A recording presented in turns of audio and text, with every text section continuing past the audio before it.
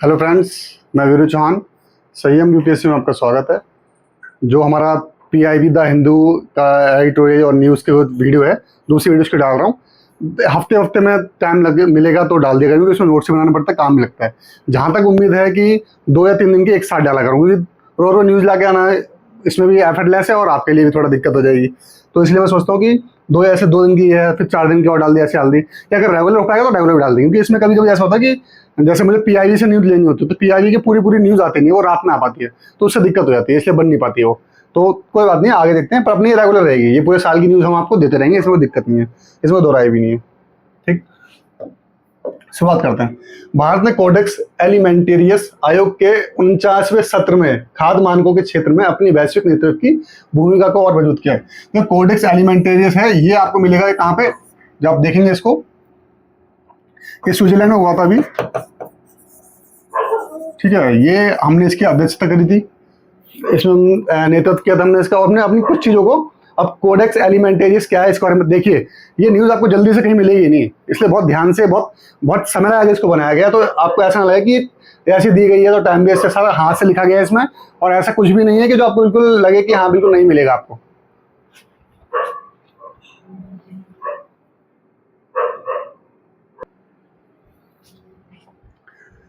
तो मैं कह रहा था कि ये जो न्यूज़ है आपको बहुत इंपॉर्टेंट है, बहुत जल्दी से नहीं मिलेंगे, बहुत ढूंढना पड़ता है, बहुत समय देना पड़ता है इसके लिए। ठीक है, देखिए क्या किया। सूखे धनिया के बीज और ताजी कड़ी पत्तों के मानकों सहित भारत की नेतृत्व वाले 7 कोडेक्स दस्तावेज अपनाए गए। हमने दस्तावेज दिए थे। कोडेक्स सीधी सीधी बात है, वहां पे जो एक संहिता है, खाद्य संहिता, ठीक है, जहाँ पे चीजें लिखी जाती हैं, उनको नोट किया जाता है, वही कोडेक्स है। कोडेक्स एलिमेंटरीज उसका नाम है जगह, ठीक है। फूड कोड लिखा भी है नीचे, और पढ़ेंगे आगे। अपनाए गए। आयोग ने काजू की गिरी के लिए कोडेक्स मानक विकसित करने के भारत के प्रस्ताव को मंजूरी दी है। ठीक, ये बात इसमें बोली गई है। कोडेक्स एलिमेंटरीज क्या है? अर्थ खाद्य संहिता है। यह अंतर्राष्ट्रीय स्तर पर मान्यता प्राप्त उन मानकों, स्टैंडर्ड्स, आचार संहिताओं, कोड ऑफ प्रैक्टिसेस, दिशा निर्देशों यानी गाइडलाइंस और अन्य सिफारिशों का एक संग्रह है, जो खाद्य उत्पादन और खाद्य सुरक्षा से संबंधित है। इसका ये बोला गया है। कोडेक्स क्या, पता लग गया आपको? और इसमें क्या किया, भारत की मेजबानी वाली कोडेक्स द्वारा तैयार बड़ी इलायची, धनिया और वैनिला के वैश्विक मानकों को कोडेक्स आयोग ने अपनाया। ठीक है, ये भी इसमें हमने क्या किया, भारत की मेजबानी वाली कोडेक्स द्वारा तैयार की गई इलायची हमने, और धनिया और वैनिला के वैश्विक मानकों, यहाँ 3 चीजों को अपने अपनाया गया है। ठीक, तो ये तो होगी हमारी इसमें या कोडेक्स का। इस टाइम पे कोडेक्स है क्या, तो इसकी स्थापना कब हुई थी? 1963 में। यूएन, इसकी 2 चीजें होती है, इसके यूएन के अंदर 2 चीजों में आता है, AFO, FAO और WHO। ठीक, इनको ये इनकी निगरानी करते हैं। जैसे कि भारत सहित इसके 189 सदस्य हैं, और 188 देश हैं, और एक यूरोपियन यूनियन है। तो इसलिए अगर देश पूछे तो 188, और इतना घुसेगा नहीं, खैर, और घुसेगा तो हमने लिख के दिया है 1 यूरोपियन है। और भारत इसके सदस्य कब बना? 1964 में। उद्देश्य क्या है? उपभोक्ताओं के स्वास्थ्य की सुरक्षा, व्यापार में निष्पक्ष व्यवहार सुनिश्चित करना। कोडेक्स गाइडलाइंस क्या होती है? देखिए, खाद्य सुरक्षा, फूड हाइजीन, खाद्य योजक मतलब फूड एडिक्टिव्स, कीटनाशकों के अवशेष यानी पेस्टिसाइड रेसिड्यू अधिक सुरक्षित सीमा तय करना, इनकी सुरक्षित सीमा तय करना। खाद्य लेवलिंग, प्रदूषक तत्व, कॉन्टेमिनेट, भोजन में जल्दी से मिलने वाले हानिकारक तत्व जैसे भारी धातुएं या विषैले पदार्थ की सीमा को नियंत्रित करना। क्या इसका ये भी काम है? ये भी इसमें प्रदूषित तत्व कौन कौन से हैं? ये जो कॉन्टेमिनेंट इसमें मिलाए गए हैं। आगे देखते हैं, ये बहुत इंपॉर्टेंट है, द हिंदू का है, और इसमें अच्छी खासी रिसर्च है, बढ़िया है, बहुत अच्छा आपको लगेगा इसको पढ़ के कि हाँ बहुत अच्छी चीज जानने को मिली है भारत कार्य में। देश के परमाणु भविष्य के विकास, आत्मनिर्भरता और सुरक्षा के बीच संतुलन बनाए रखना जरूरी है। क्यों? देखिए, हम परमाणु का विकास तो करेंगे, पर हमें कैसे इसका संतुलन भी करना है, और लोगों का साथ भी रखना है इसको, और सुरक्षा भी होनी चाहिए लोगों की। ऐसा ना लीकेज हो, कुछ भी हो, तो इसमें देखेंगे अभी इसके बारे में, जानते हैं क्या है इसमें।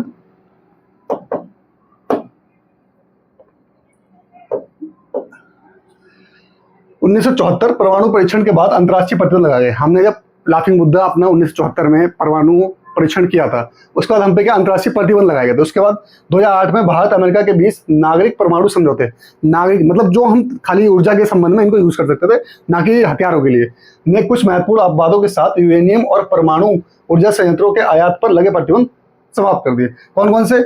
यूरेनियम और परमाणु ऊर्जा संयंत्रों, मतलब जो न्यूक्लियर रिएक्टर होते हैं उसकी बात की जा रही है। प्रतिबंधों ने नवाचार करने पर मजबूर किया। सही बात है, क्योंकि आवश्यकता ही आविष्कार की जननी है, बोला जाता है ऐसा। तो प्रतिबंधों ने क्या किया, हमने कहा कि अब हमें खुद नवाचार मतलब इनोवेशन हमें करने पड़ेंगे इनको। भारत के परमाणु संयंत्रों में लगने वाला पर्याप्त ऊर्जा AEC प्लस भारतीय कंपनी द्वारा भारत में ही डिजाइन, विकसित, परीक्षण और निर्मित किया गया। ये ठीक है, हमने क्या किया, जब हम पे प्रतिबंध लगे तो हमने नवाचार किया। उसके बाद हमने जो भी भारत के जो षड्यंत्र है, परमाणु षड्यंत्र, उनमें हमने क्या ऊर्जा, डिजाइन सब कुछ हमने इनसे किया। ठीक है, इसके कौन कौन सी कंपनी तो लिखा था हमने। और हमारे पास क्या चल रहा है अभी देखो, 200 मेगावाट से 500 मेगावाट यूनिट साइज हमने कर लिया अपना। अब 700 मेगावाट पावर प्लांट विकसित किए जा रहे हैं। ठीक है, अब भारत दुनिया में सबसे सस्ता परमाणु ऊर्जा संयंत्र बनाता है, मतलब हम पावर प्लांट बनाएंगे तो सबसे सस्ता बनाते हैं। 500 मेगावाट का वाणिज्यिक फास्ट ब्रिड रिएक्टर चालू होने जा रहा है, ये हमारा है। आज Bharat pressurize heavy water reactors ये हम यूज करते हैं। हमें किस पर है, LWR पे, हम PSWR पे यूज करते हैं। प्रेशराइज हैवी वाटर रिएक्टर्स हम यूज करते हैं, का निर्माण करता है, जो ईंधन के रूप में प्राकृतिक यूरेनियम उपयोग करता है। ईंधन के रूप में प्राकृतिक यूरेनियम को उपयोग करता है। लाइट वाटर रिएक्टर्स क्या होते हैं, ईंधन के रूप में समृद्ध यूरेनियम का उपयोग करते हैं और यूरेनियम संवर्धन प्रौद्योगिकी पर आधारित हैं, जो विश्व में व्यापक रूप से अपनाए जाते हैं। ये हमारे लिए इनको लाना है, इस पर लाना है। क्यों, आगे देखेंगे। और देखिए इसमें साफ साफ बताइए, सुझाव और समाधान। भारत को LWRs का निर्माण करना चाहिए। 2047 तक 100 गीगावाट, वो मेगावाट है, गीगावाट है, परमाणु ऊर्जा उत्पादन का लक्ष्य रखा है हमने। सार्वजनिक तथा निजी क्षेत्रों के लिए इसे खोलना भी चाहिए, हमें ये भी मानना चाहिए। अब स्मॉल मॉड्यूल रिएक्टर क्या होते हैं, AI डेटा सेंटर्स। देखो कैसे हम यूज कर सकते हैं इसका, जो स्मॉल वाले हैं। हमें क्या, हम तो लार्ज बनाते थे, हैवी बनाते हैं, हमें LWR पे तो हमें शिफ्ट होने चाहिए। उसका स्मॉल मॉडल रिएक्टर हमें बनाना चाहिए। जैसे AI के डेटा सेंटर्स होते हैं, उनको बिजली चाहिए होती है, तो हम वो एक छोटा सा बना के उनको दे सकते हैं, ताकि हमारी जो बड़े बड़े बनाते हैं उनकी जरूरत ना पड़े। यही किया गया है। AI डेटा सेंटर्स के लिए पश्चिमी देशों में SMRs को समाधान के रूप में देखा जा रहा है। AEC एटॉमिक इकोनॉमिक काउंसिल्स ने 200 मेगावाट परमाणु ऊर्जा संयंत्रों के लिए अपनी तकनीक का प्रस्ताव भेजा है। ये भी हुए। ठीक है, SMR को भारत में स्थापित करने से पहले कुछ वर्षों तक संतोषजनक ढंग से संचालित किया जाना चाहिए। ऐसा ना हो कि हमने दूसरे देश से ले लिए और फिर हमने स्थापित भी कर लिया, उनसे दिक्कत भी चालू हो जाए। तो हमें क्या करना है, पहले उनको दूसरी जगह देखना है, यूज हो रहे हैं, कैसे हो रहे हैं, कितने चल रहे हैं, अच्छे चल रहे हैं, क्या क्या उनकी कैपेबिलिटी है, क्या क्या प्रदूषण करते हैं, वो क्या चीज़ें को लाते हैं, उस सब चीज़ को देखने के बाद हमें अपने यहाँ पे, और जिन देशों में ये चालू हो चुके हैं उनके देशों से हमें लाना चाहिए। परमाणु संयंत्रों धीरे धीरे सुरक्षित रूप से विस्तार करना चाहिए। ऐसा नहीं कि हमें एकदम से इसका विस्तार करना चाहिए, धीरे धीरे विस्तार करना चाहिए। जितने भी ये रिएक्टर्स हैं, परमाणु रिएक्टर्स जो हैं, न्यूक्लियर रिएक्टर्स, उनकी बात हो रही है। अब उसके बाद किया गया अगली टॉपिक है, ये भी द हिंदू का ही है। टेक्स्ट एंड कॉन्टेक्स्ट करके द हिंदू में आता है, वो बहुत अच्छी अच्छी चीज़ें उठाता है, तो उससे लेने में बड़ा सही लगता है और पता लगता है कि बहुत कुछ चीज़ें हमें नहीं पता है, तो उससे हमें बहुत कुछ पता लगता है। जैसे कि इसको पढ़ेंगे, क्या बायोगैस भारत की ऊर्जा सुरक्षा में सहायक हो सकती है। तो पिछले वाला भी ऊर्जा सहायता ऊर्जा के लिए था हमारा, न्यूक्लियर प्लांट की बात हम कर सकते हैं, पावर इलेक्ट्रिक जो होते हैं उसके बाद। और फिर हम क्या बायोगैस की कैसे यूज कर सकते हैं। देखो भारत लगभग 85% कच्चे तेल की जरूरतों का आयात अधिकार पश्चिम एशिया से करता है। सरकार ने कच्चे तेल की आपूर्तिकर्ताओं में विविधता लाई, फिर भी भारत की LPG आयात का 90% हिस्सा हॉर्मुज जलवायु मध्य से होकर गुजरता है, जो कि अभी समस्या चल रहा है। बायोगैस क्या होता है, मीथेन प्लस CO2 प्लस अन्य गैसों की थोड़ी मात्रा का मिश्रण है, जो कार्बनिक पदार्थों के अवयव मतलब एनारोबिक पाचन से उत्पन्न होती है। इससे संसाधित और संपीड़ित करके संपीड़ित बायोगैस यानी CBG प्राप्त की जा सकती है। CBG कंप्रेस्ड बायोगैस, ठीक है, ये बोला गया है। CPD है, CBG। रासायनिक रूप से ये CNG के समान है, मतलब केमिकल रूप से देखा जाए तो CNG के समान है। नवीकरणीय कार्बन तटस्थ है, मतलब कार्बन का उसमें उत्सर्जन नहीं होता, और अपशिष्ट से उत्पादित की जा सकती है, मतलब जो वेस्टेज होता है उससे उत्पादित किया जा सकता है। इसका उपयोग सीधे बिजली उत्पादन, हीटिंग या खाना पकाने के लिए ऊर्जा स्रोत के रूप में किया जा सकता है। जैसे कि हमने स्कीम भी चलाई थी इसके ऊपर, आप देखेंगे तो स्कीम चलेगी। इसकी कौन सी स्कीम हमें देखते हैं। इस कारण सतत के sustainable alternative towards affordable transportation, जैसे कि 2018 में शुरू की, 2023 तक 5000 संयंत्र स्थापित करना था इसके बनाने के, और 3 जून 2026 तक 132 ही कर पाए। 5000 से 132, मतलब हम लगभग फेल है। इसको फेल घोषित किया सकता है स्कीम को।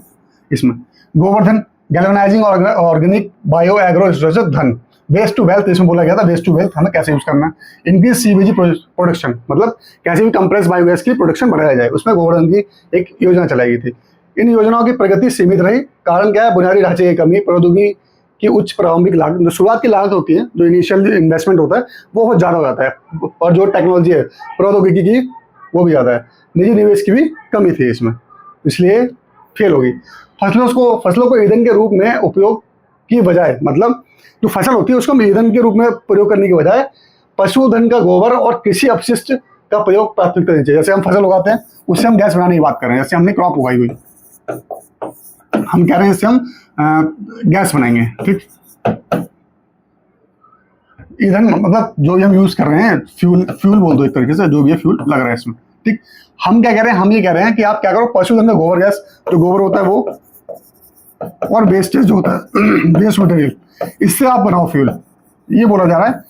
यहाँ शिफ्ट होना चाहिए, ना कि इनमें फिर पैसा लगता है, इनमें उगाने में पैसा लगता है, इनको पानी देने में, सिंचाई सब्सिडी, ये सब बहुत ही समस्याएं होती है। तो इससे क्या करना चाहिए, जो वेस्ट है उसको हमें यूज करके फ्यूल बनाना चाहिए, ये बोला गया है यहाँ पे, ठीक है। आगे चलते हैं।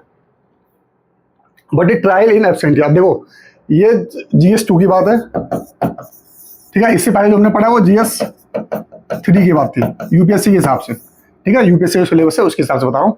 और आप खुद यूनिट देखो कि कौन सी यूनिट में लग रही है। ये हमारे से जैसे पिछले वाला ऊर्जा में आ जाएगा, बुनियादी ढांचे उन सब में आ जाएगा, ऊर्जा वाले में। ये हमारा किस में आ जाएगा, ये तो हमारा है ही, पॉलिटी का पता ही है किस में आएगा।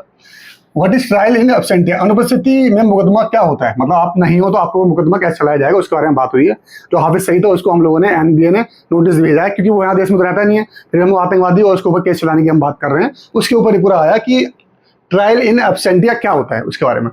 तो तात्पर्य ऐसे आपराधिक मुकदमे से है जो आरोपी की अनुपस्थिति में चलाया जाता है। BNSS,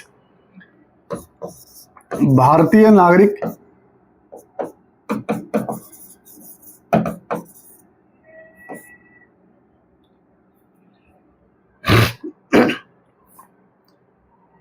BNS की धारा जो है, भारतीय नागरिक सेवा, मुझे याद नहीं आ रहा, मतलब BNS याद नहीं आ रहा, चलो आप देखना खुद सर्च करके, मुझे अभी याद नहीं आ रहा, और धीरे धीरे आ जाएगा। अभी जैसे ही शॉर्ट फॉर्म लिखते हैं इसलिए मुझे याद रहती है, भूल जाते हैं, पढ़ा था कोई नहीं, चलता है, इतना तो इंसान है, इतनी गलतियां होती रहती हैं। BNS की धारा 356 में यह प्रावधान है कि यदि किसी घोषित अपराधी द्वारा मुकदमा चलाने से बचने के लिए फरार हो गया है और उसकी तत्काल गिरफ्तारी की कोई संभावना नहीं है, तो न्यायालय आरोपी की अनुपस्थिति को एक अपवाद मान सकता है, कैसे चल सकता है। यह प्रक्रिया केवल घोषित अपराधी पर लागू होता है, जैसा कि BNS की धारा 84 के तहत परिभाषित किया गया है। अब BNS की धारा 84 क्या है उसको देखते हैं। घोषित अपराधी कौन है, ये थोड़ी किसी ने कोई बेचारा छोटा सा क्राइम है उसको अब तो अनुपस्थिति में चला दो, ट्रायल इन एब्सेंटिया, वो नहीं कर सकते आप, ठीक है। तो वो बोला है जहां किसी ऐसे व्यक्ति के खिलाफ उद्घोषणा जारी की गई हो जिस पर भारतीय न्याय संहिता 2023 या किसी अन्य कानून के तहत 10 वर्ष या उससे अधिक कारावास, आजीवन कारावास या मृत्युदंड से दंडनीय अपराध का आरोप है, और वह व्यक्ति निर्दिष्ट स्थान और समय पर उपस्थित होने में विफल रहा है, उसके लिए यह है। धारा 356 के अंतर्गत प्रक्रियात्मक सुरक्षा उपाय क्या है, देखो आपने चला दिया, फिर जो जिसको चली है उस इंसान को क्या सुरक्षा उपाय दिए गए हैं 356 के तहत, वो देखेंगे। कम से कम 30 दिनों के अंतराल पर 2 लगातार गिरफ्तारी वारंट जारी करना शामिल है इसमें। आरोपी को अदालत में पेश होने के लिए 30 दिन का समय देते हुए एक नोटिस स्थानीय या राष्ट्रीय समाचार पत्र में प्रकाशित किया जाना चाहिए। ऐसे नहीं कि हमने बोला था पहले, नोटिस अंतिम ज्ञात निवास पर प्रदर्शित कर आरोपी के किसी रिश्तेदार या मित्र को मुकदमे के बारे में सूचित किया जाना चाहिए।